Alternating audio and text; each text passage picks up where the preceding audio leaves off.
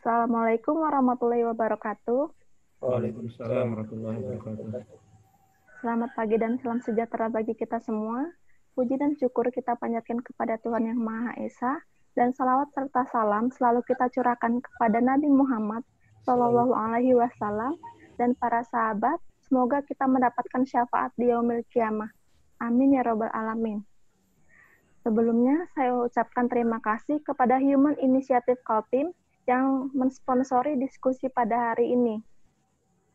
Dan yang terhormat, Bapak Dr. Insinyur Syahril, MSI, selaku dosen pendamping lapangan, Bapak Sulistyo Prabowo, STP, MP, MPH, PhD, selaku pemateri, dan selamat datang kepada para peserta diskusi online pada hari ini. Sebelumnya, perkenalkan, saya Nur Anggi Fatma Andriani selaku moderator pada diskusi online hari ini. Sebelum membuka diskusi, ada baiknya kita memulai dengan doa yang akan dipimpin oleh Saudara Yuka Nofrando Purba. Kepada Saudara Yuka, saya persilahkan.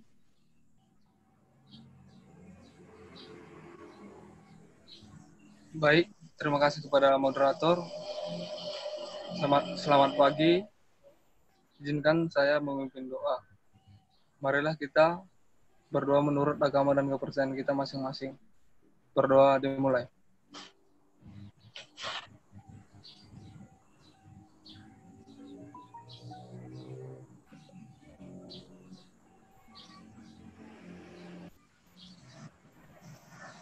Berdoa selesai. Ya, saya kembalikan kepada moderator. Terima kasih kepada Saudara Yuka. Yang selanjutnya yaitu kata sambutan. Sambutan yang pertama akan disampaikan oleh Saudara Yuka Nofrando Purba sebagai Ketua Tim KKN Kondisi Luar Biasa Kampung Linggang Banjarjo. Kepada Saudara Yuka, saya persilahkan. Baik, terima kasih kepada moderator. Terima kasih atas waktu dan kesempatannya. Yang saya hormati Bapak Syahril, Bapak Dr. Insinyur Syahril MSc selaku DPL kami, dan yang saya hormati Bapak Sulistyo Prabowo STP, MP, MPH, PhD. Terima kasih sudah meluangkan waktu untuk mengikuti diskusi online KKN KLB 46 Linggang Banjarjo Kubar. Semoga kita dapat mengikuti diskusi online hari ini sampai ke penghujung acara. Dan harapan saya, ilmu yang kita dapat nantinya dapat kita praktekkan di dalam kehidupan kita sehari-hari. Dan dapat juga berguna untuk masyarakat. Sekian sambutan saya. Terima kasih dan selamat pagi. Saya kembalikan kepada moderator. Terima kasih kepada Saudara Yuka. Sambutan selanjutnya dan juga sekaligus membuka agenda kita pada hari ini, yaitu oleh Bapak Dr. Insinyur Syahril MSI selaku dosen pendamping lapangan. Kepada Pak Syahril, saya persilakan. Baik, terima kasih Anggi sebagai moderator pada kegiatan pagi hari ini. Assalamualaikum warahmatullahi wabarakatuh. Selamat pagi dan salam sejahtera pada kita semua. Syukur alhamdulillah, marilah kita panjatkan ke hadirat Allah Subhanahu wa taala, Tuhan yang Maha Esa, yang masih memberikan nikmat kepada kita baik berupa kesehatan ya, sehingga kita bisa bertemu pada pagi hari ini dalam rangka daring materi masalah gigi yang insya Allah akan disampaikan oleh Bapak Sulistyo Prabowo, PhD. Pak Bowo, biasanya saya panggil Pak Bowo, merupakan kolega saya di Fakultas Pertanian Unmul. Yang saya hormati serta adik-adik sekalian yang berbahagia. pada pagi hari ini, saya lupa judulnya apa nih. Judulnya Meningkatkan tubuh. kekebalan tubuh dengan makanan sehat dan gizi yang seimbang, ya. Iya, Pak. Jadi ini merupakan pilihan tema yang tepat, saya kira, pada kondisi KKN KLB tahun 2020 ini, ya. Dan alhamdulillah pada kesempatan pagi hari ini saya kira Pak Bowo merupakan pemateri yang kompeten untuk mengisi materi yang diinginkan oleh panitia, ya. Tentu harapan saya, ya, apa yang disampaikan oleh Pak Bowo nanti itu juga bisa dijadikan materi bagi adik-adik yang berada di kelompok KKN. Ini saya belum gabung semua ya, baru 19 yang gabung, ya. Bisa disampaikan kepada masyarakat yang ada di desa KKN-nya kalau komunikasi bisa dilakukan, ya. Jadi materi ini kan sangat relevan dengan kondisi COVID, ya. Bagaimana meningkatkan ketahanan tubuh, kekebalan tubuh seseorang, ya, imunitasnya meningkat dengan beberapa hal nanti akan disampaikan oleh Pak Bowo, ya. Materi bisa diteruskan ke masyarakat baik dalam bentuk leaflet atau poster yang mungkin bisa disampaikan, atau adik-adik bisa merekam, ya, merekam materi edukasinya mungkin dalam bentuk Zoom seperti saat ini, ya, direcord, siapkan materinya, tampilkan seolah men-share gitu, nanti adik-adik ngomong, nanti itu disampaikan ke masyarakat.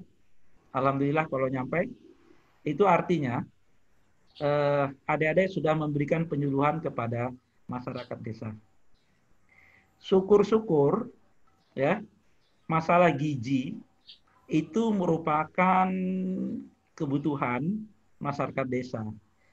Jadi Pak Bowo perlu saya sampaikan bahwa sebelumnya adik-adik ini sudah berusaha untuk berkomunikasi dengan masyarakat melewati pendamping lapang atau PL istilahnya, atau kepala desa yang nomor kontaknya itu disampaikan oleh Pemkab Tubar melalui LP2M Unmul, ya.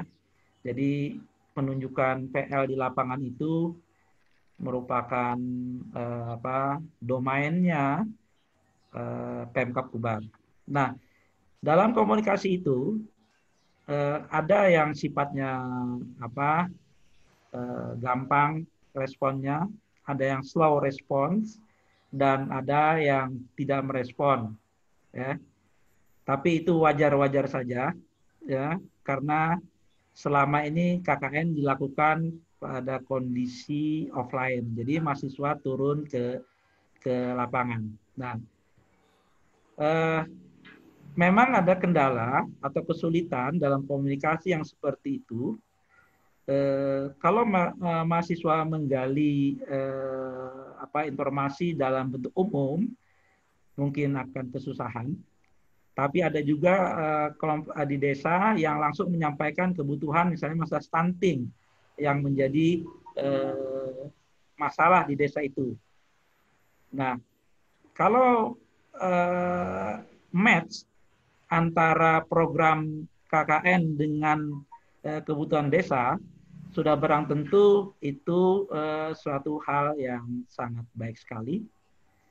Artinya, mahasiswa walaupun tidak turun ke lapangan, tidak berada di desa, tapi sebagai cendekia mampu memberikan solusi terhadap permasalahan yang ada di desa.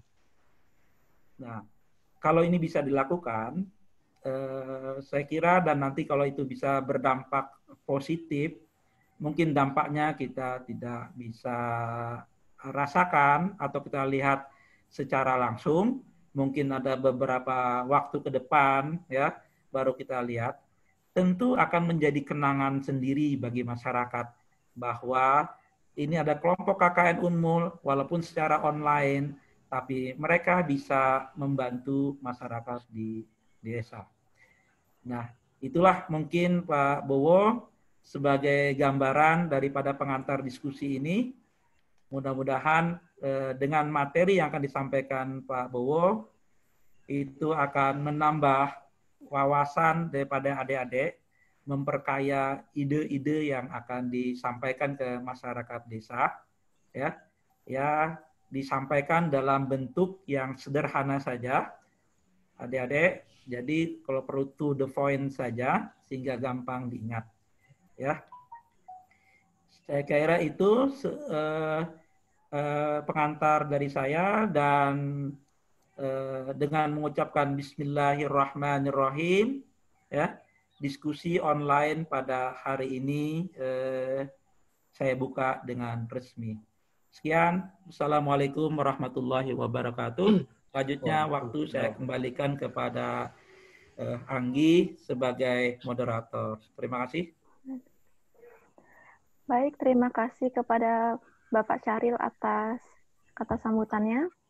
Selanjutnya kita akan memasuki materi yang akan disampaikan oleh Bapak Sulistyo Prabowo, STP, MP, MPH, PhD, Kepala Jurusan Teknologi Hasil Pertanian, Fakultas Pertanian, Universitas Mula Warman. Kepada Pak Sulistyo, kami persilahkan. Baik, terima kasih. Bismillahirrahmanirrahim. Assalamualaikum warahmatullahi wabarakatuh. Yang saya hormati dosen pembimbing lapangan Pak Dr. Insinyur Syahril MP selaku koordinator di DPL beliau. Tentunya juga terima kasih kepada Ririn yang sudah menghubungi saya untuk bisa berbagi di forum ini. Anggi, terima kasih waktunya. Adik-adik yang lain yang sudah berkenan hadir. Ini semestinya kalau bisa satu DPL dikumpulkan lumayan banyak pesertanya ya, informasinya ini. Tapi tidak mengapa, baik sesuai dengan yang diminta oleh adik-adik sekalian, saya akan coba presentasikan topik saya tentang tetap sehat di masa pandemi. Ini artinya saya mencoba untuk menggabungkan semua yang diminta menjadi satu judul begitu ya. Mudah-mudahan tidak terlalu melenceng dari apa yang diharapkan begitu. Baik, tadi sedikit disinggung tentang kualifikasinya. Saya akan mencoba untuk membeberkan kembali supaya menjadi lebih lengkap bahwa saya memang berhak untuk dipanggil di sini begitu. Saya S1 dari Teknologi Hasil Perkebunan dan Ilmu Pangan Institut Pertanian Yogyakarta. Kemudian S2-nya tahun 2003 Ilmu dan Teknologi Pangan di UGM. Dan ketika berusaha untuk mencari beasiswa S3, ternyata dapat S2 lagi tahun 2009 di Nutrition Program School of Public Health and Tropical Medicine di Tulane University, USA, New Orleans, dari beasiswa Ford Foundation. Ini pemburu beasiswa. Dalam waktu 3 tahun kemudian saya mencoba lagi untuk hunting beasiswa, dapat dari Kaltim Cemerlang untuk menyelesaikan S3 saya di University Putra Malaysia di Halal Product Research Institute. Nah, kemudian sekarang saya lektor kepala untuk manajemen mutu dan keamanan pangan di Fakultas Pertanian, tadi kolega dengan Pak Syahril. Selain itu, saya diamanai sebagai ketua jurusan ya di Teknologi Hasil Pertanian Fakultas Pertanian Universitas Mula Warman, juga ketua divisi Excellent Program untuk UPT Layanan Internasional. Yang ketiga, saya ketua ULS Halal Center di Universitas Mula Warman. Mudah-mudahan background ini bisa memberikan gambaran apa yang akan saya sampaikan berkaitan dengan pokok bahasan yang diminta. Ini Ririn menghubungi saya. Yang akan kita sampaikan tentang pentingnya meningkatkan kekebalan tubuh, pentingnya makanan sehat, pentingnya gizi seimbang, dan supaya lebih kontekstual, cara yang baik dan benar untuk mendapatkan makanan sehat dan bergizi seimbang selama pandemi COVID-19. Oke, saya mencoba merangkum itu semua, tidak akan membahasnya itu satu persatu, tapi setidak-tidaknya garis besarnya seperti itu. Baik, kita ke kontekstualnya tentang coronavirus cases dari sumber yang paling terkini ya, yang update terus setiap saat. Ini saya update kemarin, coronavirus di dunia, ini angka kematiannya itu mencapai 4,01% kalau dilihat dari jumlah kematian dibandingkan dengan kasus yang terjadi. Nah, bagaimana dengan di Indonesia? Di Indonesia kasus meninggal dengan kasus total itu lebih tinggi, 4,86%. Kalau dilihat dari ini, maka kita saya belum sempat membandingkan bagaimana perbandingan dengan negara-negara maju atau negara tetangga yang lain ya. Tapi kalau secara rata-rata dunia, bahwa tingkat kematian dari kasus coronavirus ini lumayan mengkhawatirkan begitu untuk di Indonesia. Sehingga dengan kejadian-kejadian meskipun ada sebagian yang mengatakan bahwa COVID-19 ini adalah komorbid saja, sebenarnya orangnya sudah sakit. Kemudian dengan adanya coronavirus menjadi lebih rentan lagi. Oke lah, itu mungkin pendapat ya. Tapi kita akan kembali ke pertanyaan. Kita pengen ke topik hidup sehat ya, pola hidup yang sehat. Maka kita akan bertanya dulu, mengapa orang bisa sakit? Pasti ada sesuatu ya. Nah, ini beberapa pernyataan yang cukup populer di kalangan dunia kesehatan. Yang pertama saya ambil dari Dr. Harvey W. Kellogg. Dia pakar patologi yang pemenang hadiah Nobel dari Amerika. Pada dasarnya 90% penyakit yang kita derita itu berawal dari usus. Dari 100.000 usus besar, hanya 6% yang benar-benar normal, dan itu pun kebanyakan dari usus anak-anak. Artinya ketika masih lahir, kemudian masa balita, itu masih dianggap normal gitu dengan ususnya. Kenapa? Makanannya masih terjaga.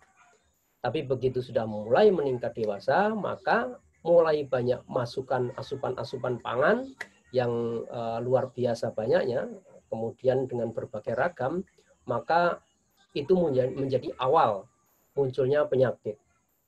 Dan ini bagi umat Islam sudah 14 abad yang lalu disampaikan bahwa Nabi Muhammad SAW itu bersabda, sumber dari segala penyakit adalah perut. Perut adalah gudang penyakit dan berpuasa itu adalah obatnya.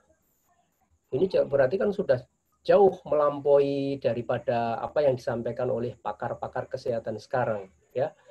Nah, kemudian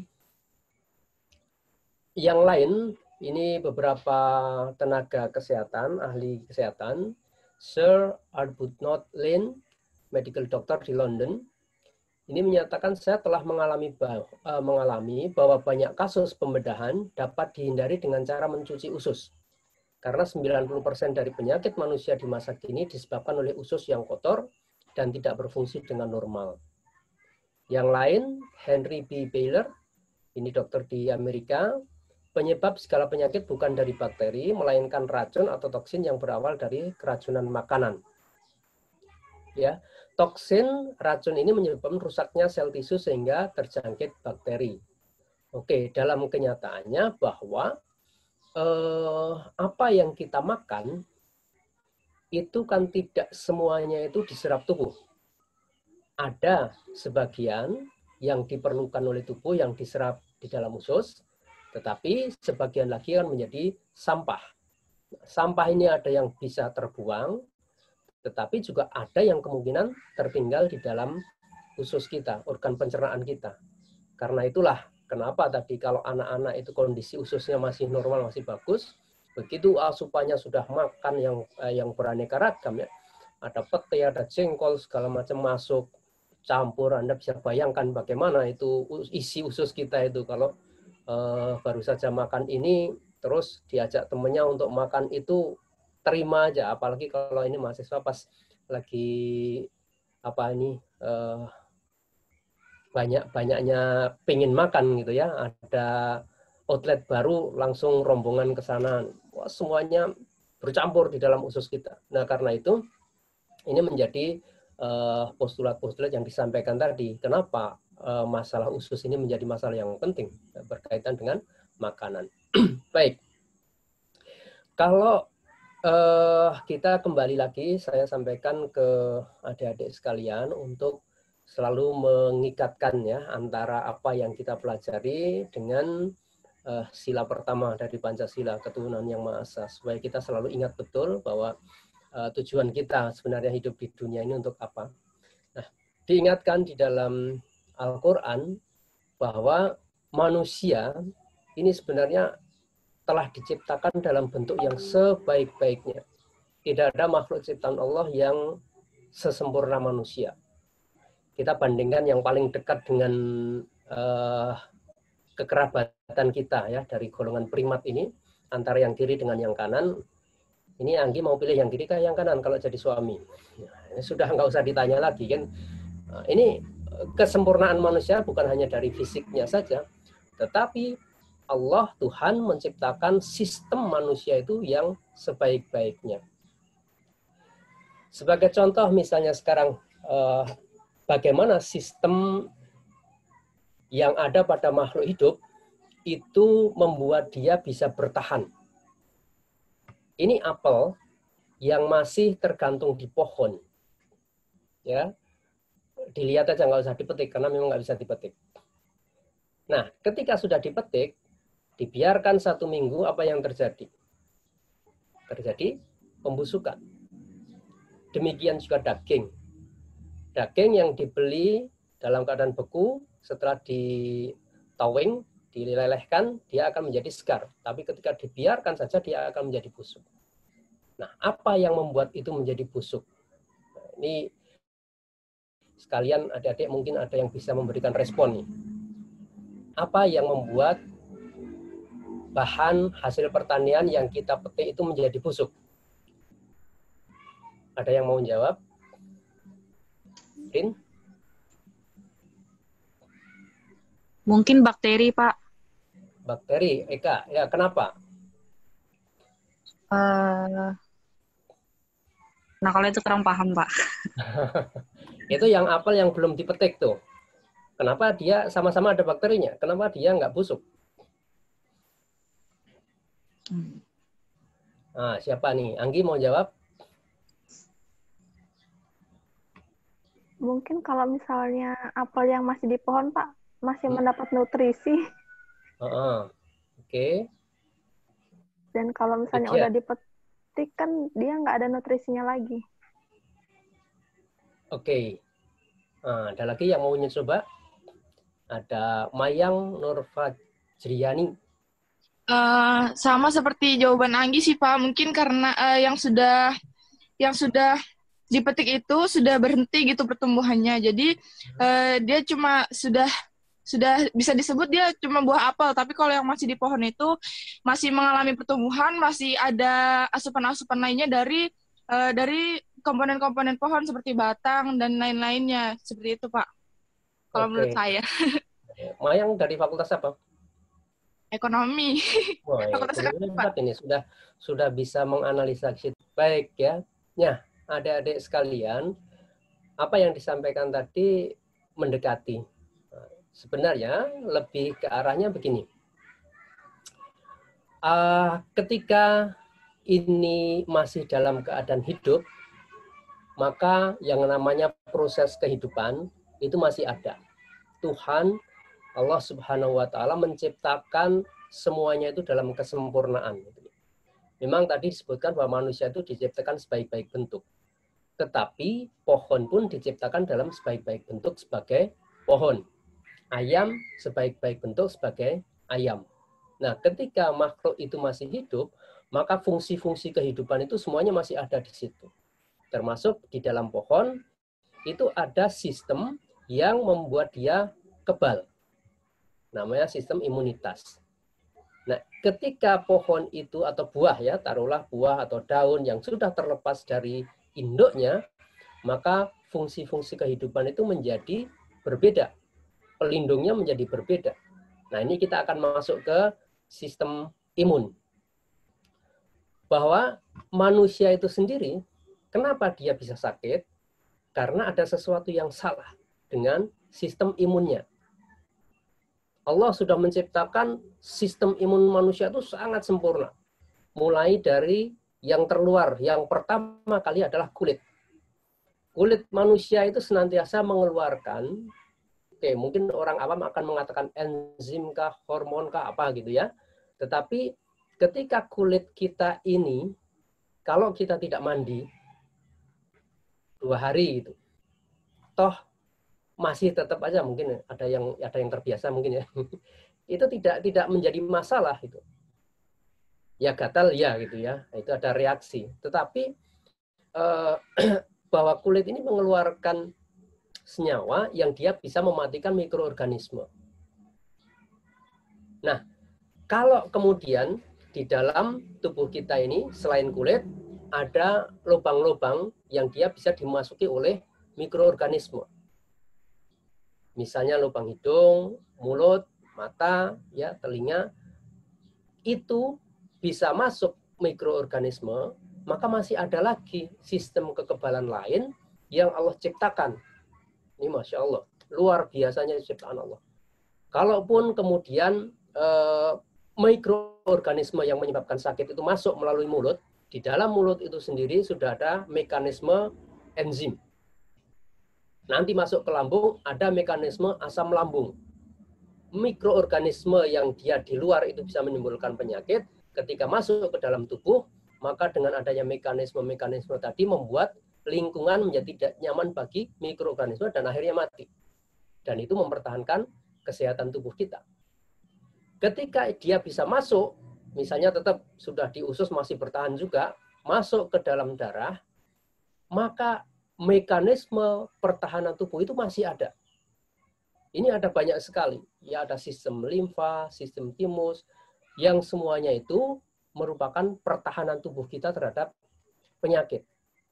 Contoh ini dari sel darah.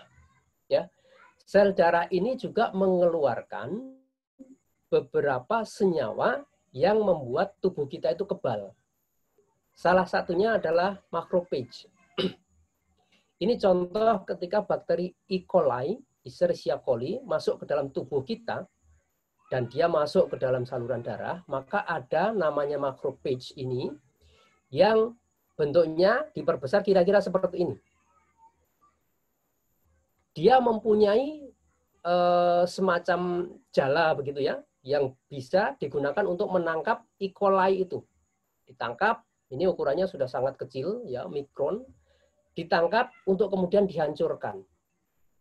Ini kan luar biasa. Kita tidak pernah menyangka bahwa di dalam tubuh kita itu ada bentuk-bentuk seperti ini. Ini kalau divisualkan, wah, sangat-sangat cantik sekali betapa hebatnya Allah menciptakan manusia dalam sebaik-baiknya ciptaan, sesempurna-sempurna ciptaan. Nah, yang terjadi ketika kita ataupun makhluk hidup itu kehilangan nyawanya, kemudian yang dinamakan dengan mati, maka ini semuanya menjadi tidak ada. Ketika sistem imunitas tubuh itu tidak ada, maka mikroorganisme akan dengan mudah menyerang semuanya. Kalau tidak ada yang mencegah itu, akhirnya yang terjadi apa? Pembusukan. Ya, nah ini kita akan mengarah ke kenapa manusia itu menjadi sakit. Nah, sistem imunitas tubuh kita ini, tadi secara sepintas saja sih beberapa yang bisa menyebabkan tubuh kita itu sehat. Akan tetapi bisa jadi bahwa sistem imun kita itu terganggu. Terganggunya karena apa? Bisa karena faktor umur, bisa karena kebiasaan tubuh kita, Nah, misalnya obesitas, ya, kemudian konsumsi minuman keras, narkoba, ini kan hal-hal yang seharusnya tidak dikonsumsi, tetapi dikonsumsi. Nah, ini akan menyebabkan sistem imun kita itu menjadi rusak. Allah sudah menciptakan manusia dalam sebaik-baiknya bentuk. Tetapi bentuk baik itu akan berjalan kalau sesuai dengan hukum alamnya. Kalau hukum alamnya itu dirubah, maka otomatis alam akan mencari sendiri. Contohnya misalnya banjir, ya. Ketika air itu dibendung, maka air akan berusaha untuk mencari jalan kemana dia mau pergi. Dan dia akan mencari sesuai dengan hukum alamnya ke tempat yang lebih rendah. Jadi kalau ada banjir, jangan disalahkan airnya. Tetapi kenapa banjir bisa terjadi ke situ? Karena dia mencari sendiri jalannya. Nah, tubuh kita pun itu sebenarnya sudah diciptakan sebaik bentuk. Ketika kemudian ada sesuatu yang salah, kita mengkonsumsi sesuatu yang tidak seharusnya dikonsumsi, pasti tubuh akan memberikan efek, ya, akan memberikan efek kepada tubuh sehingga dia akan mencari keseimbangan. Nah, salah satu cara itu adalah kemungkinan sistem imunnya akan menjadi kalah. Namanya perang antara sistem imun tubuh dengan benda asing yang datang. Kalau benda asingnya yang menang, maka imun tubuh akan kalah. Dan itu akan menyebabkan sakit. Nah, sakit diantaranya kita akan spesifik dengan topik kita adalah malnutrisi atau yang dikenal dengan gizi buruk. Oke. Di Indonesia, ini gambaran kondisi gizi yang sekarang di Indonesia. Di setiap negara ada permasalahan itu, ya. Ada yang single burden, ada double burden, ada triple burden. Ini istilahnya adalah beban gizi ganda. Di Indonesia dulu yang dikenal beban gizi gandanya itu adalah gizi kurang atau gizi lebih. Kalau gizi kurang itu artinya apa yang dikonsumsi secara kualitatif dan kuantitatif kurang. Kalau gizi lebih itu terlalu banyak asupan.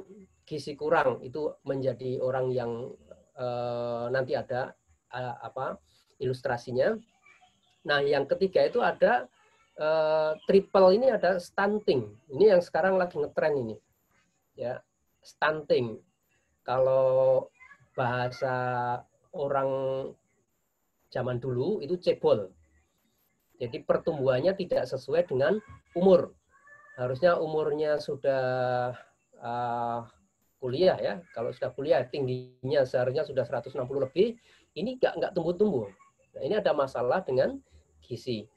Oke, kemudian supaya masuk dengan kontekstual COVID-19 ini, ada dampak pandemi ini terhadap resiko peningkatan angka stunting yang sekarang dikhawatirkan. Nah, terutama stunting ini kan berlaku ketika dalam masa pertumbuhan, anak-anak balita terutama.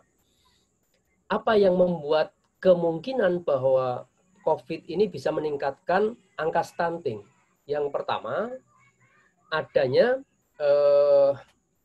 di sini yang secara lebih luas, ya, lebih luas, misalnya dari sisi produksi, hasil pertanian.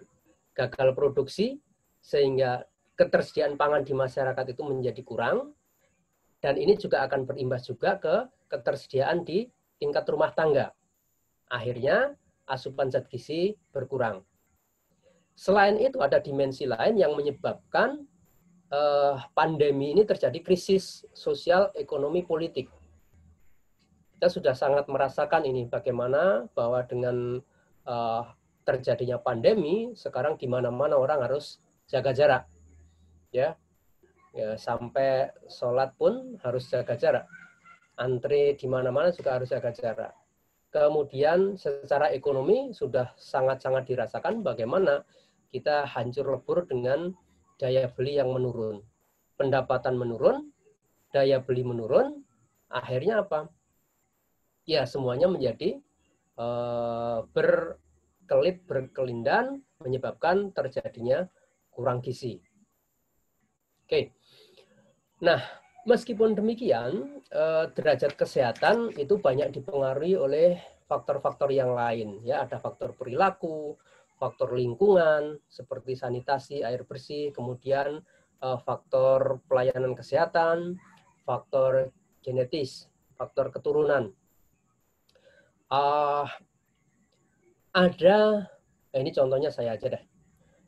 Saya itu dulu ketika mahasiswa, biasa kalau mahasiswa kan pengen terlihat macho gitu ya. Nah, pengen sekali untuk bisa kelihatan kekar, meskipun sudah makan banyak, sudah olahraga, tetap aja kurus. Mungkin faktor genetikanya kurus gitu. Ada orang yang mungkin hanya makan sedikit aja, tetapi dia gampang sekali. Mungkin efisiensi pencernaannya bagus sehingga dia tubuhnya cepat berisi. Oke lah, kita ngambil dari faktor perilaku. Ada 3 komponen pencegah stunting ini. Ya, yang pertama adalah dari pola asuh, pola makan, dan pola hidup bersih. Ini kan yang sekarang juga banyak sekali digaungkan. Nah, pertanyaannya adalah bagaimana makanan bisa mempengaruhi kesehatan. Kalau tadi kita sudah tahu bagaimana kita bisa sakit karena adanya kelemahan sistem imun. Bagaimana makanan mempengaruhi kesehatan? Maka kalau kita melihat dari data di sini, pola konsumsi masyarakat ini merupakan faktor resiko utama yang berkontribusi pada angka kematian dan angka kesakitan di Indonesia. Saya kembali lagi ke slide-slide awal tadi, bahwa ternyata makanan ini sekarang sudah mulai juga dibuktikan itu adalah faktor resiko utama yang berkontribusi pada angka kematian. Kematian dari mana? Dari penyakit. Coba lihat, faktor resiko kematian dan kesakitan di Indonesia 2007 sampai 2017. Ya. Dulu tahun 2007 itu ranking satunya adalah malnutrisi. Gizi yang salah. Ya, ada kurang gizi, ada gizi lebih. Kemudian resiko yang berkaitan dengan makanan itu nomor 2. Kemudian high blood pressure, tekanan darah, rokok, ini yang keempat, dan seterusnya. Ini sekarang berubah bahwa resiko sekarang itu yang paling tinggi adalah akibat resiko karena makanan. Nah, kemudian kenapa itu bisa terjadi? Karena masyarakat kita itu pola konsumsi makanannya itu sudah mulai berubah. Dulu ketika teknologi belum seperti sekarang, teknologi pangan, orang kalau mau makan itu betul-betul harus mengusahakan dari awal. Mungkin masa kecil Pak Syahril, kalau mau makan ayam, ya harus mulai dari netaskan telur, melihara ayam. Ayamnya ayam kampung beneran. Jadi nunggu ayamnya besar, bumbu-bumbunya juga dari dapur yang didapatkan di kebun. Ada apa, empon-empon dan sebagainya. Kelapanya masih marut sendiri, metik dari pohon. Semuanya serba fresh gitu ya. Sama ini zaman kita Pak Syahril ya, makan ayam itu cuma 2 kemungkinannya. Kalau pas kita sakit, atau ayamnya yang sakit, nah itu baru bisa makan ayam. Nah, kalau sekarang ini adik-adik mahasiswa mau makan ayam kapan pun bisa. Nah, sayangnya kebiasaan masyarakat kita yang dulu, yang sangat sehat, itu sekarang dengan kemajuan teknologi menjadi berubah total. Hampir semua makanan yang mungkin kita konsumsi itu adalah instan ya, bumbunya instan. Ayamnya juga instan, ayam yang dulunya kita harus berbulan-bulan baru bisa motong, sekarang umur 1 bulan kurang aja sudah bisa dipotong. Memang itu ada sumber protein di situ, tetapi tadi ketika alam itu sudah diutak-atik hukumnya oleh manusia, maka dia akan mencari sendiri keseimbangannya itu. Oke, jadi bagaimana kalau kemudian apa yang kita konsumsi tadi ada yang bermasalah. Ya. Sistem di dalam tubuh kita itu akan memberikan alarm, akan memberikan peringatan. Misalnya nih, kalau tubuh kita kekurangan kalori protein. Jadi di dalam makanan kita itu ada komponen makronutrien, komponen zat gizi dalam jumlah yang besar, misalnya karbohidrat, protein, lemak, air bisa disebut juga bisa, tidak. Nah, kalau kita kekurangan karbohidrat sebagai sumber energi, protein sebagai sumber pembangun, maka apa yang terjadi adalah penyakit-penyakit yang sudah kita ketahui. Ini sudah sangat terkenal, dan kenapa bahasanya juga bahasa yang asing. Nah, karena ini kebanyakan terjadi di Afrika ya. Kwashiorkor, marasmus, atau kombinasi marasmik kwashiorkor, underweight, stunting. Ini karena kekurangan kalori protein. Kekurangan dalam hal jumlahnya atau kuantitasnya maupun kekurangan dalam jumlah kualitasnya. Proteinnya ada, tetapi kualitasnya tidak memenuhi. Misalnya asam aminonya tidak lengkap. Ini akan menjadikan juga kekurangan kalori protein. Yang kedua contoh, misalnya kekurangan vitamin. Tadi ada makronutrisi, ada mikronutrisi. Mikronutrisi ini adalah zat gizi yang ada di dalam makanan dalam jumlah yang sedikit, tetapi kebutuhannya sangat vital. Sedikit tapi sangat perlu. Kalau tidak ada, maka akan terjadi tadi kesalahan di dalam metabolisme tubuh. Misalnya, kita vitamin A perlu dalam jumlah yang sedikit. Kalau vitamin A-nya tidak terpenuhi, maka yang terjadi adalah rabun senja, seroptalmia. Vitamin B1 kekurangannya apa? Bisa menyebabkan beri-beri. B2 ada masalah dengan bibir, lidah, kulit, ya. Dan tidak hanya vitamin C, kalau kita sariawan itu bisa jadi juga karena vitamin B2. Nah, demikian juga dengan vitamin yang lain. Kekurangan vitamin akan menyebabkan sesuatu yang salah di dalam tubuh.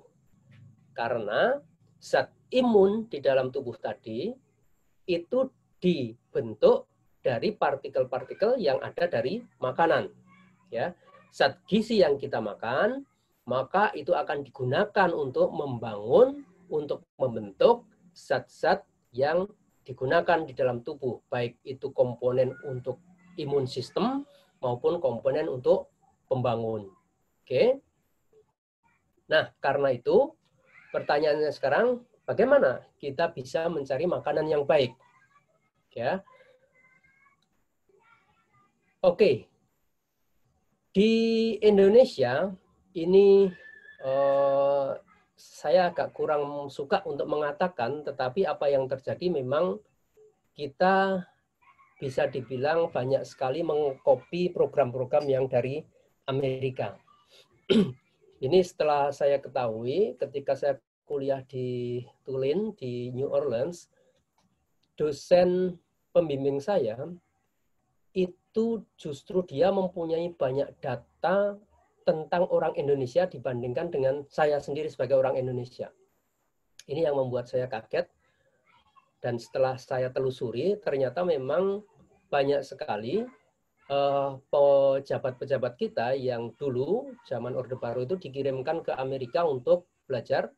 Kemudian setelah pulang, mereka pulang ke Indonesia membuat program-program yang mau tidak mau itu sangat-sangat mirip dengan apa yang dilakukan di Amerika. Contohnya, untuk membuat pola pangan yang sehat. Di Amerika ada namanya My Pyramid. Dulu Indonesia sudah punya namanya 4 sehat 5 sempurna. Dan ini selalu berubah ya. Nah, setelah dikaji di Amerika muncullah My Pyramid. Jadi piramida makanan ini isinya adalah bahwa di dalam menu kita itu harus ada dari unsur biji-bijian, unsur sayur, buah, susu, dan juga daging ataupun kacang-kacangan. Di sini ditambahkan ada orang yang naik tangga. Artinya apa? Physical activity. Kalau mau sehat bukan hanya makanan, tetapi juga harus ditambah dengan aktivitas fisik. Nah, ini diadopsi di Indonesia menjadi tumpeng gizi seimbang.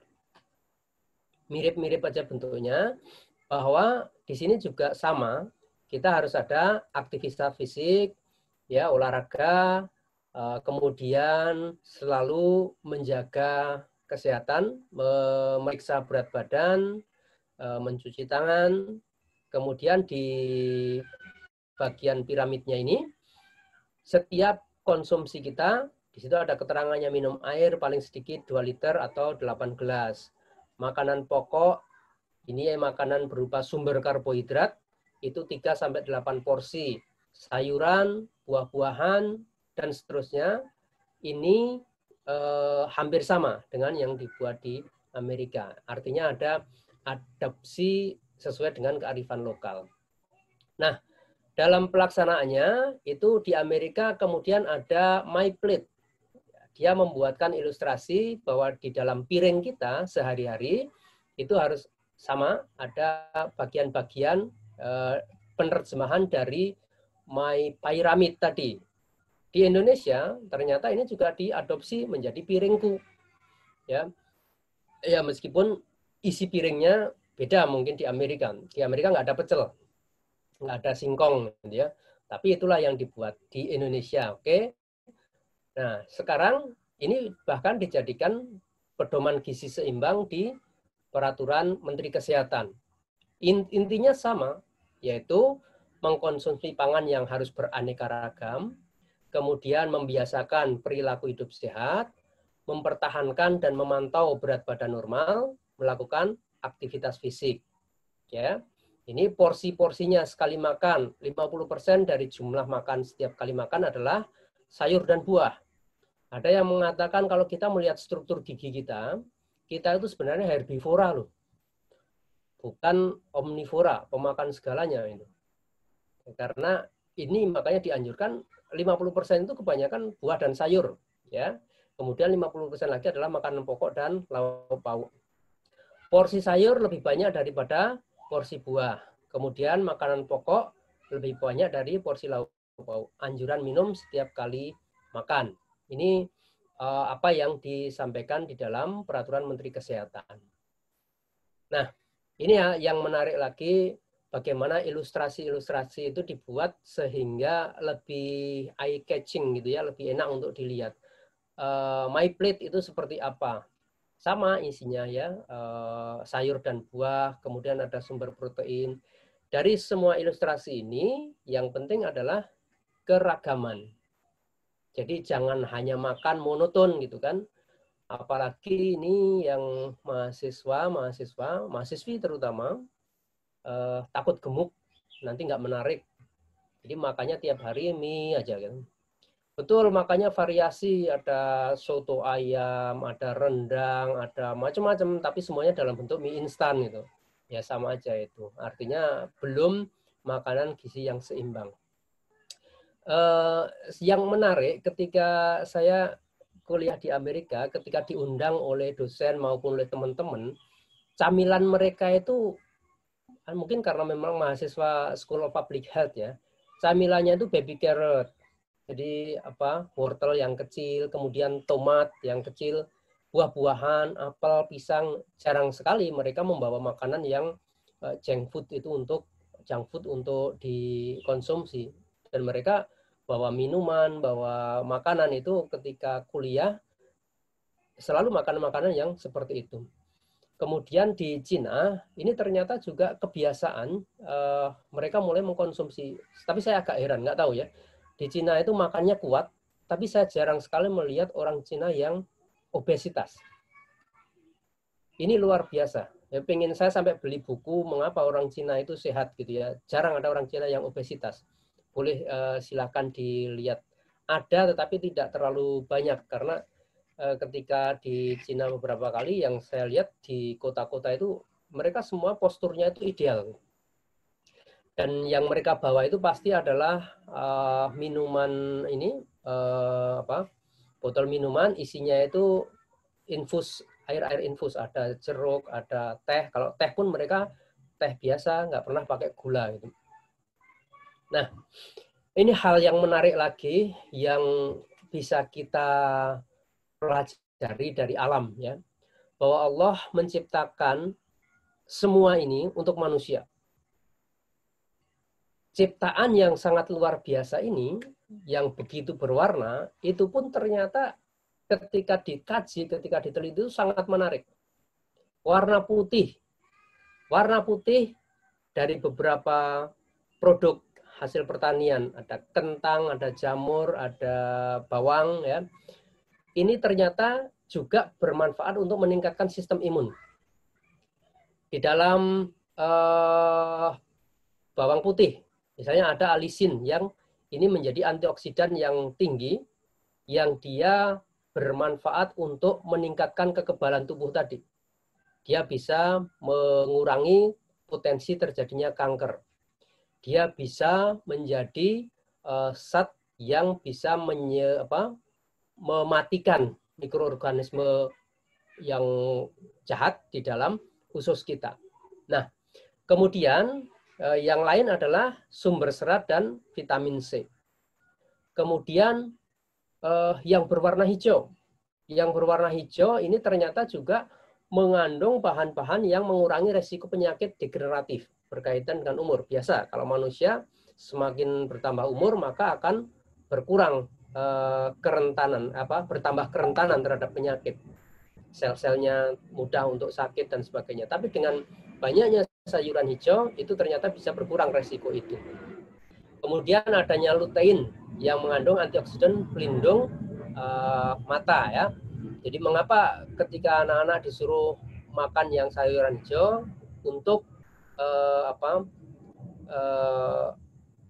kebaikan fungsi visi mata, ya, mata visioner itu sangat terbantu dengan konsumsi sayuran hijau. Kemudian sayur hijau ini juga sumber vitamin dan mineral.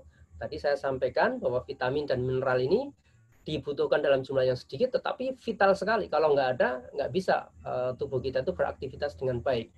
Kemudian ada folat yang bisa menangkal depresi dan penyakit jantung.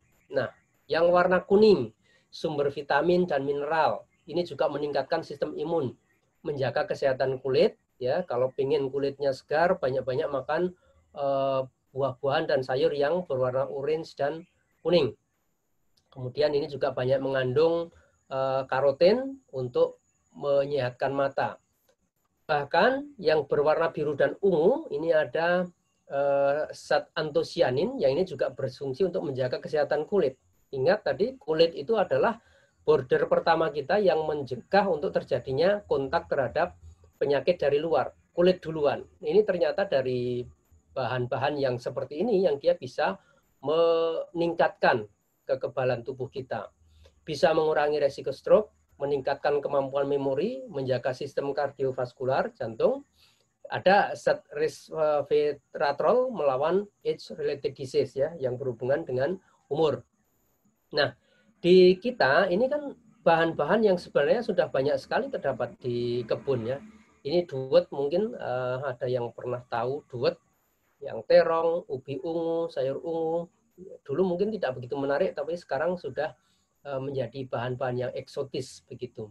Kemudian yang berwarna merah ini juga dia mempunyai khasiat-khasiat yang khas untuk kesehatan tubuh kita. Baik. Nah, dari semua itu sekarang manusia ilmu pangan, ya, mulai melihat ini sebagai peluang bahwa bahan makanan atau pangan itu sebenarnya berfungsi untuk menjaga kesehatan, untuk mempertahankan kesehatan, untuk menumbuhkan kesehatan. Dengan apa? Ini sekarang muncul istilah pangan fungsional. Yaitu pangan tidak hanya sekedar sebagai pemuas rasa lapar, sekedar mengenyangkan, tetapi pangan itu sekarang sudah menjadi kebutuhan untuk kesehatan. Ya. Jadi pangannya ini merupakan bagian dari pola konsumsi, tetapi dia juga mempunyai fungsi-fungsi sebagai kesehatan, ya, bisa menurunkan resiko penyakit, mungkin bisa meningkatkan estetika, mau pengen tetap cantik, mau pengen tetap sehat, ini banyak sekali sekarang pangan fungsional ini dikembangkan. Kenapa? Karena ada komponen bioaktif, dan ini mulai banyak diteliti, kajian-kajian ilmiahnya, apa ini yang ada di dalam bahan pangan ini, sehingga dia bisa dijadikan sebagai pangan fungsional. Oke. Kita ke topik terakhir sebelum saya tutup, bagaimana menyediakan makanan yang sehat di masa pandemi. Kita sudah tahu mengapa manusia sehat, bagaimana mengatasi sehat itu dengan asupan makanan, dan sekarang pertanyaannya bagaimana menyediakan makanan yang sehat yang dibutuhkan oleh tubuh untuk meningkatkan imun itu di masa pandemi. Oke, adik-adik, pada prinsipnya ada 5 unsur yang harus dipenuhi ketika kita ingin menyediakan makanan yang sehat. Ya, yang pertama berorientasi pada rumah tangga dan individu. Karena sekarang dengan kondisi pandemi, maka kita kan seolah-olah hidup itu diisolir gitu ya. Kita tidak boleh berkumpul banyak orang. Satu rumah dengan rumah lain, ya meskipun kalau di kampung-kampung itu tidak terlalu berarti, tetapi kalau di media massa kan sudah sangat gencar sekali untuk penjaraan gitu ya, social distancing. Maka kita orientasi sekarang rumah tangga dan individu. Kemudian yang kedua, dimensi waktu setiap saat pangan tersedia dan dapat diakses. Ini adanya pandemi ini sebenarnya juga harus membuktikan, harus menyadarkan kita bahwa yang paling pokok dari kebutuhan manusia itu adalah makanan. Yang lain kebutuhan sekunder. Papan, kemudian sandang, ya, pakaian, meskipun itu penting kalau kita di publik. Kalau nggak pakai baju di tempat publik ya malu juga. Tetapi kalau kita sekarang di rumah sendiri, ya artinya yang paling penting bagi kita itu adalah makanan. Kalau nggak ada makanan, nggak bisa hidup. Nggak punya HP, nggak apa-apa. Nggak punya komputer, nggak apa-apa. Nggak kuliah tapi. Tapi itu nggak ada semuanya, nggak apa-apa. Yang penting makanan. Kita akan tetap bertahan hidup. Dan di masa pandemi itu sudah diketahui kan sekarang baju banyak yang Anda beli mungkin setiap bulan itu kan sekarang tergantung saja, nggak bisa dipakai karena Anda nggak kemana-mana. Tetapi makanan setiap hari Anda tetap harus membutuhkan itu.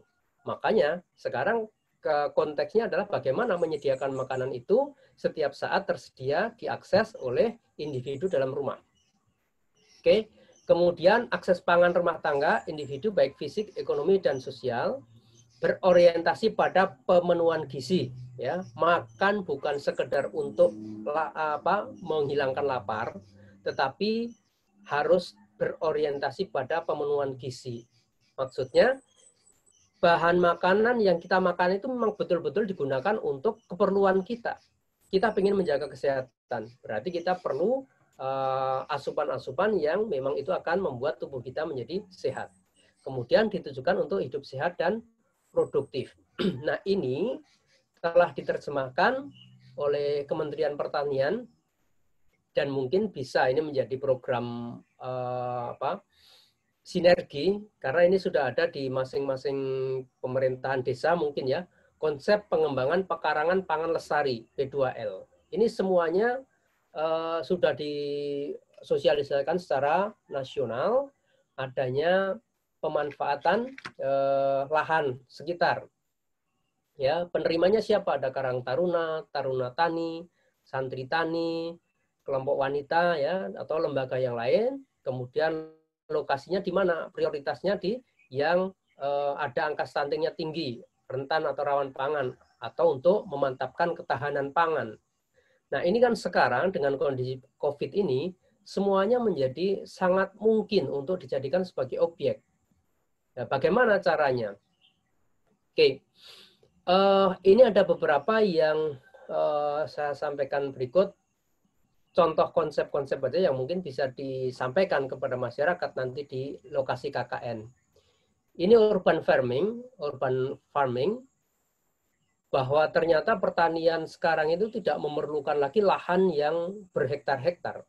Ini tanaman yang ditanam di atap rumah. Ya, ada kangkung, ada selada, dan semuanya ini sudah semacam industri begitu. Ada yang awalnya hanya hobi, tapi kemudian menjadi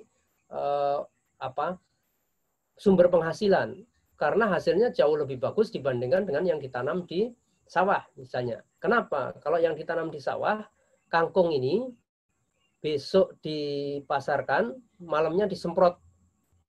Sehingga kadang ada residu pestisida atau residu insektisida yang muncul ketika dikonsumsi. Ini kalau di tanaman seperti ini, dia sangat terkontrol sekali. Hanya jumlah yang kecil, tetapi betul-betul dikendalikan ya. Nah, contoh yang lain ini bahkan di beberapa tempat di Indonesia, ini padi. Jangan bayangkan padi ini di sawah, ini di atap rumah. Ya, ini kebun-kebun seperti ini semuanya bisa dilakukan di pekarangan rumah. Hanya dengan polybag atau bahkan polybagnya pun tidak harus yang beli jadi, bisa ada ini kantong-kantong plastik atau apa yang bisa dimanfaatkan. Sepanjang di situ ada tanah, pupuk bisa dibuat, ini kan sesuatu yang sebenarnya sederhana tetapi sangat-sangat menguntungkan. Yang contoh lain adalah penganekaragaman pangan lokal. Kita dengan kondisi COVID sekarang ini, kalau boleh saya sampaikan, bahwa industri pangan di Indonesia itu 80% itu impor bahannya. Jadi kalau kita beli produk pangan jadi yang ada di minimarket atau mungkin yang ada di toko-toko, Anda boleh lihat itu kemasannya sangat bagus, tetapi 80% bahannya itu, bahan bakunya ternyata masih impor. Ini kan sesuatu yang mengerikan. Ketika terjadi pandemi, kemudian transportasi dibatasi, apa yang terjadi? Kita akan kekurangan bahan baku. Kekurangan bahan baku artinya maka bisa jadi harga itu bisa gila-gilaan. Nah, sementara kita sendiri di lokasi kita mempunyai keragaman. Mohon maaf, minum dulu.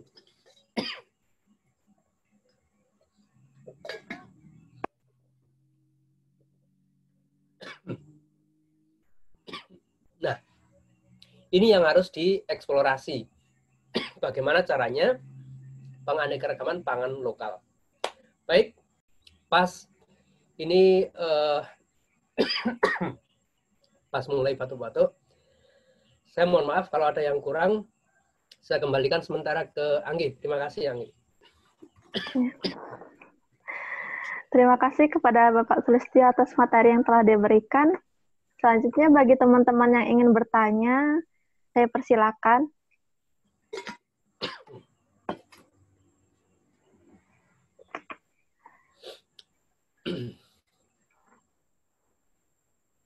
Gimana teman-teman?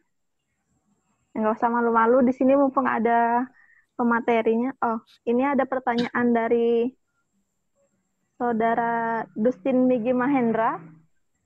Selamat pagi, perkenalkan saya Dustin Migi Mahendra dari Administrasi Bisnis Universitas Mula Warman. Saya ingin bertanya bagaimana jika ada pola makan setiap hari terselingi antara fast food dan makanan yang tergolong sehat dari yang Bapak presentasikan tadi. Apakah hal tersebut masih tergolong baik bagi kondisi tubuh? Terima kasih, Pak. Terima kasih kembali, Saudara Dustin Migi Mahendra. Baik, terima kasih, Dustin. Pertanyaan yang sangat bagus dan kontekstual dengan kondisi mahasiswa. Ya, baik. Perlu saya tekankan bahwa bukan berarti fast food itu tidak sehat. Bukan berarti ya. Dan apa yang saya sampaikan tentang makanan-makanan tadi, yang fresh food tadi, juga belum tentu baik. Semuanya akan kembali kepada kualitas dan kuantitas. Fast food, kalau misalnya kuantitasnya atau yang dikonsumsi itu dalam jumlah yang berlebihan, tentu nggak akan bagus. Semuanya yang berlebihan nggak akan bagus. Nah, makanya di dalam my plate, di dalam piringku, ya, kemudian di dalam pola gizi yang seimbang, itu yang dibuat adalah keseimbangan. Keseimbangan itu artinya jangan terlalu berlebih, baik dalam kualitas dan kuantitas. Boleh ada makanan selingan itu boleh, tetapi tidak terus-menerus. Nah, yang paling penting adalah kebutuhan kita akan makronutrien dan mikronutrien itu selalu terpenuhi. Makanya usahakan setiap kali kita konsumsi itu ada variasinya. Ya. Fast food pun, misalnya Anda ke sebut merek ya, pizza. Itu di pizza itu juga ada menyediakan salad. Saya lebih suka kalau di situ makan salad ya, karena memang itu fresh semua. Dan ketika sudah makan salad, kemudian makan pizza itu mungkin sepotong aja sudah cukup kenyang. Artinya tidak masalah Anda seling-selingi tadi ya. Nah, lebih bagus lagi kalau pola konsumsi kita itu diselingi dengan puasa juga. Kenapa? Ada Senin Kamis. Bahkan ada yang puasa Daud ya, sehari puasa, sehari tidak. Itu termasuk untuk menjaga kesehatan tubuh kita. Ketika kita berpuasa, maka ada penyucian. Usus kita itu semacam dicuci, dibersihkan. Kemudian banyak mengkonsumsi air ya. Itu apa yang disampaikan oleh Rasulullah tadi, itu akan terjadi betul bahwa penyakit yang ada di dalam tubuh kita, di dalam usus, sumber penyakit itu makin lama dia akan bisa berkurang dengan adanya puasa. Gitu. Jadi selama itu tidak berlebihan, masih oke lah. Ya, jangan terus antipati gitu. Nah, nanti kalau Mas diminta sama Anggi untuk membelikan fast food, alasannya wah itu makanan nggak sehat, padahal nggak mau belikan aja gitu. Gitu ya, Dustin ya.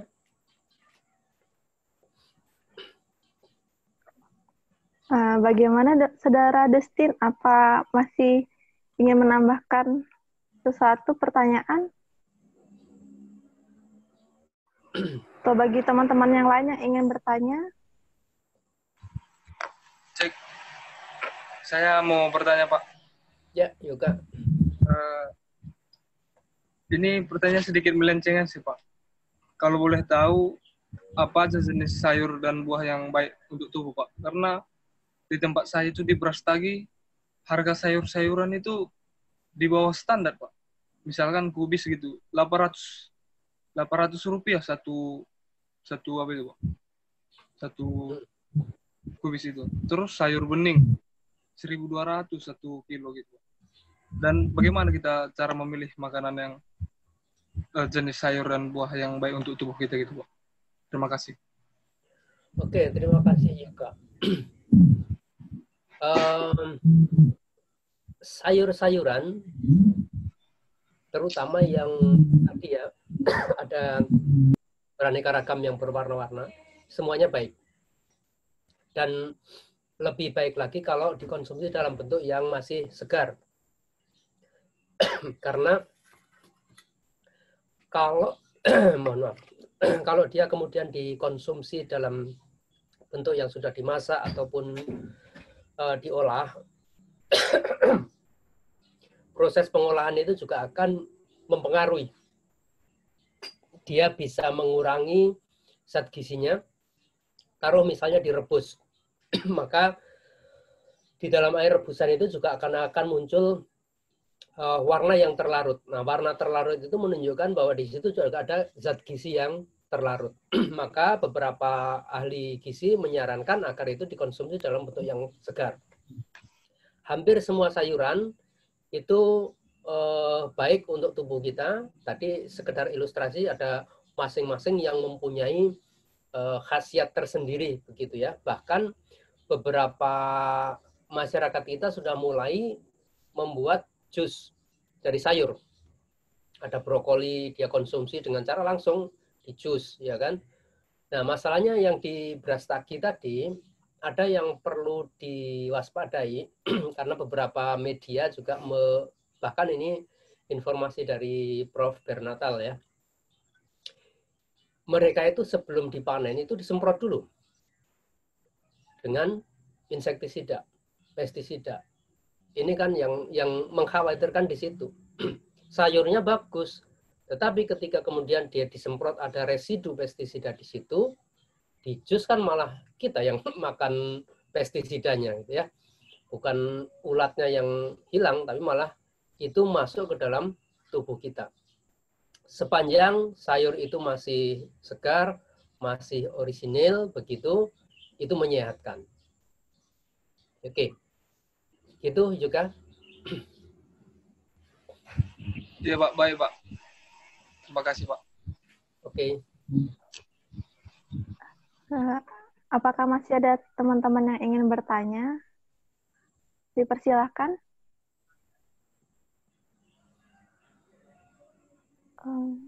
Kalau teman-teman belum ada yang ingin bertanya, mungkin saya yang akan bertanya pada Bapak. Ya, kan tadi Bapak sempat menyinggung tentang metabolisme ya Pak. Ada metabolisme yang cepat dan ada metabolisme yang lambat. Nah, apakah metabolisme itu bisa diperbaiki? Apabila bisa, bagaimana caranya Pak? Terima kasih. Oke. Metabolisme itu adalah mekanisme tubuh, ataupun kalau di tumbuhan ya, itu mekanisme makhluk hidup ketika dia memproses asupan makanan yang ada dalam dirinya. Metabolisme itu ada dua. Ada mengurai makanan, ada menyusun makanan. Maksudnya begini, ketika tubuh kita itu makan, maka makanan itu akan mulai dicerna, akan diurai. Dari satu sendok nasi yang di situ ada ikan asin, maka ketika masuk ke mulut dia mulai dicerna, dipecah, ya, dilembutkan. Di situ sudah mulai ada proses penguraian oleh enzim amilase misalnya di dalam mulut, maka nasi akan terpecah menjadi molekul-molekul yang lebih kecil. Demikian seterusnya masuk ke lambung, di lambung masih dipecah lagi sampai menjadi molekul-molekul yang siap untuk diserap tubuh. Karena nggak mungkin segelondong nasi masuk ke dalam darah kan. Nah, ketika dia masuk ke dalam usus, itu dalam bentuk molekul terkecilnya. Jadi kalau karbohidrat, dia masuk dalam bentuk terkecilnya apa? Gula, glukosa. Ketika itu protein, dia masuk dalam bentuk terkecilnya menjadi amino. Kalau dia lemak, dia bentuk terkecilnya adalah asam lemak. Nah, ketika dia sudah masuk ke dalam usus, dalam bentuk terkecil, maka dia akan mengalir ke darah. Nah, di dalam darah, itu kemudian akan disalurkan ke sel-sel tubuh, di seluruh tubuh kita. Ada yang ke rambut, ada yang ke hidung, ada yang ke telinga, ada yang ke kuku. Untuk membentuk kembali menjadi kuku. Ya, dari nasi kemudian menjadi kuku, nasi menjadi rambut, nasi menjadi hidung, dan sebagainya. Itu harus disusun ulang. Jadi ada proses penguraian, ada proses penyusunan ulang. Tapi sudah dalam bentuk yang berbeda. Itu yang disebut dengan metabolisme. Secara umum metabolisme ada proses penguraian, ada proses penyusunan. Nah, semuanya proses-proses tadi akan dipengaruhi atau dilakukan oleh berbagai macam sistem pencernaan kita. Ada asam lambung yang dia juga mengurai secara kimiawi. Ada hormon, ya, ada enzim, yang itu semuanya bekerja sama tanpa kita pernah mengatur berapa mililiter air liur yang harus dikeluarkan ketika kita tergiur ikan asin. Itu kita nggak pernah mengukur itu, tapi semuanya sudah sempurna sampai kemudian alirannya ke dalam darah itu semuanya sudah diatur. Berapa kadar gula dalam darah yang harus yang bisa diterima supaya tubuh kita sehat, maka dikeluarkanlah ada hormon insulin. Ini yang menjadi masalah kalau insulinnya menjadi tidak pas gitu ya, ada namanya penyakit gula darah, diabetes.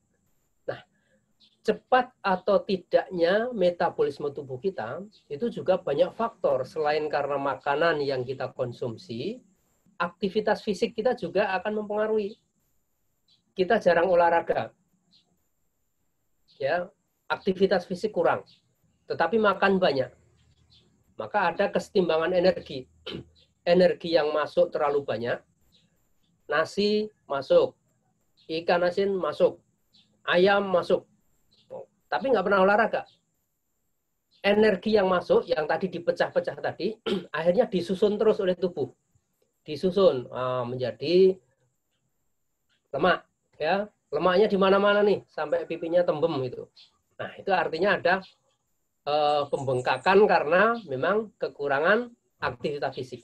Tetapi ketika aktivitas fisik kita itu cukup, maka tadi cadangan-cadangan energi, yang kelebihan energi disimpan menjadi lemak, itu akan diure lagi, metabolisme lagi diure, sehingga dia luruh menjadi energi yang digunakan untuk olahraga, maka cadangan energinya menjadi berkurang.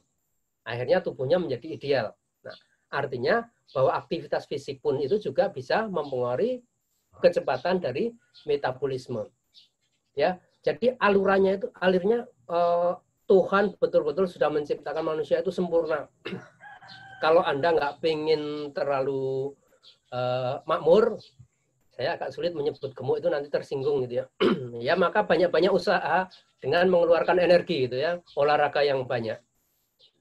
Olahraga malas, kurangi asupan. Itu sudah keseimbangan lah. Kalau Anda pengen plastik atau bukan plastik ya, teko ya. Teko itu begitu diisi air, kalau dia penuh, dia akan mengeluarkan airnya sendiri. Ditambah ya sudah isinya segitu aja. Tapi kalau teko karet, disumbat lubangnya, diisi terus akan membengkak kan. Ya sama gitu. Antara jumlah yang masuk dengan jumlah yang keluar, itu sudah ada kesetimbangan. Mudah-mudahan ilustrasinya bisa menjawab, Anggi.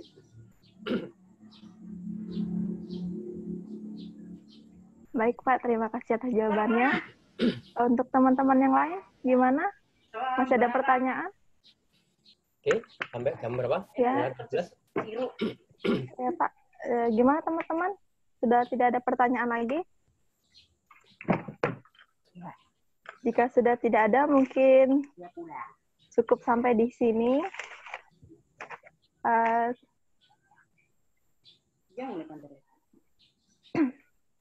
Terima kasih. Saya tutup ya sampai sini teman-teman. Terima kasih untuk teman-teman yang sudah meluangkan waktunya untuk hadir pada diskusi online pada hari ini. Terima kasih kepada Bapak Syahril yang telah meluangkan waktunya juga di tengah kesibukannya. Terima kasih juga kepada Bapak Sulistyo Prabowo sebagai pemateri. Banyak sekali ilmu yang kita dapatkan dari diskusi online pada hari ini. Semoga ilmu yang kita dapatkan bisa bermanfaat untuk kita semua dan dapat kita tanamkan kepada kehidupan sehari-hari. Wabillahi taufik wal hidayah. Wassalamualaikum warahmatullahi wabarakatuh. Ya, terima kasih semua. Makasih Pak Syahril. Saya izin ya. Ya Pak, terima kasih banyak Pak. Tuh. Waalaikumsalam warahmatullahi wabarakatuh.